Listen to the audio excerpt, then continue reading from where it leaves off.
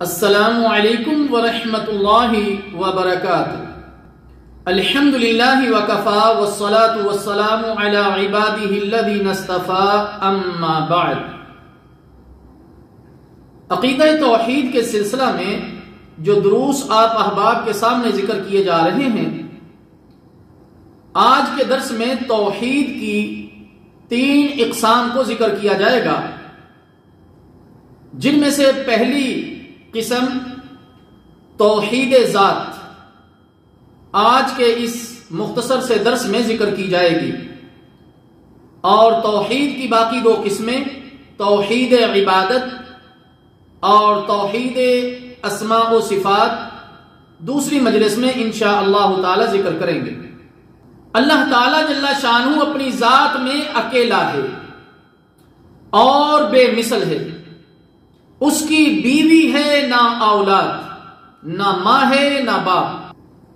اللہ تعالی جل شانہ نہ کائنات کی کسی جاندار یا بے جان چیز میں مدغم ہے، نہ اس کا جز ہے، نہ کائنات کی کوئی جاندار چیز یا بے جان چیز اللہ تعالی کی ذات میں مدغم ہے، نہ اس کا جز ہے۔ اللہ تعالی جل شانہ کا فرمان ہے، اعوذ باللہ السمیع العلیم من الشیطان الرجیم، قل هو اللہ احد اللہ الصمد لم یلد ولم یولد ولم یکن لہ کفوا احد۔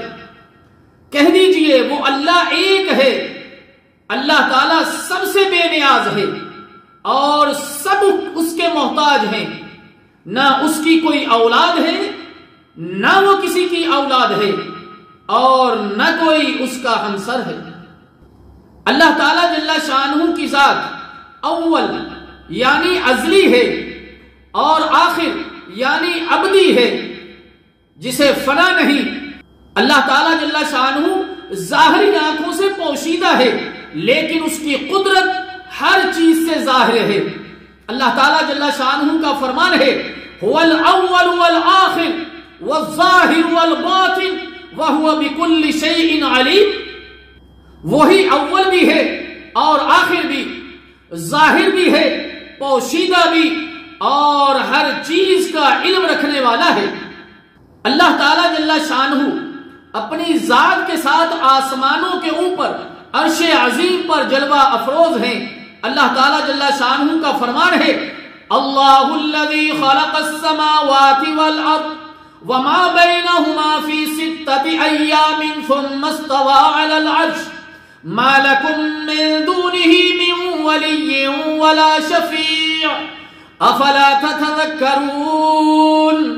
وہ اللہ تعالیٰ ہی ہے جس نے آسمانوں اور زمین کو اور ان ساری چیزوں کو جو ان کے درمیان میں ہیں 6 دنوں میں پیدا کیا، اور اس کے بعد عرش پر جلوہ افروز ہوا۔ اس کے سوا نہ تمہارا کوئی حامی و مددگار ہے اور نہ اس کے آگے کوئی سفارش کرنے والا، پھر کیا تم ہوش میں نہیں آؤ گے؟ سیدنا ابی ہریرہ رضی اللہ تعالی عنہ سے روایت ہے کہ رسول اللہ صلی اللہ علیہ وسلم نے فرمایا، جب رات کا 1/3 حصہ گزر جاتا ہے تو ہمارا بزرگ و برتر پروردگار آسمان دنیا پر نازل ہوتا ہے اور فرماتا ہے، کون ہے مجھ سے دعا کرنے والا کہ میں اس کی دعا کو قبول کروں؟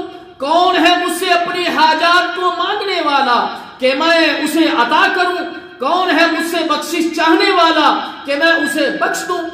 اسے امام بخاری رحمہ اللہ تعالی نے روایت کیا ہے۔ اللہ تعالی اپنے علم، قدرت اور اختیارات کے ساتھ ہر جگہ موجود ہے۔ قیامت کے دن اہل جنت اللہ تعالیٰ جل شانہ کا دیدار کریں گے۔ اللہ اکبر! اللہ تعالیٰ ہم سب کو نصیب فرمائے۔ اللہ تعالیٰ جل شانہ کا فرمان ہے، وجوہ یومئذ ناظرہ الی ربہا ناظرہ۔ بہت سے چہرے اس دن تر و تازہ اور بارونق ہوں گے اور اپنے رب کی طرف دیکھ رہے ہوں گے۔ اللہ اکبر! حضرت جریر بن عبداللہ رضی اللہ تعالی عنہ روایت کرتے ہیں کہ ہم رسول اللہ صلی اللہ علیہ وسلم کے پاس بیٹھے ہوئے تھے۔ آپ صلی اللہ علیہ وسلم نے 14ویں کے چاند کی طرف دیکھا اور فرمایا، جنت میں تم اپنے رب کو اسی طرح دیکھو گے جیسے تم اس چاند کو دیکھ رہے ہو. اللہ تعالیٰ کو دیکھنے میں تمہیں کوئی دقت محسوس نہیں ہوگی. اسے امام بخاری رحمہ اللہ تعالی نے روایت کیا.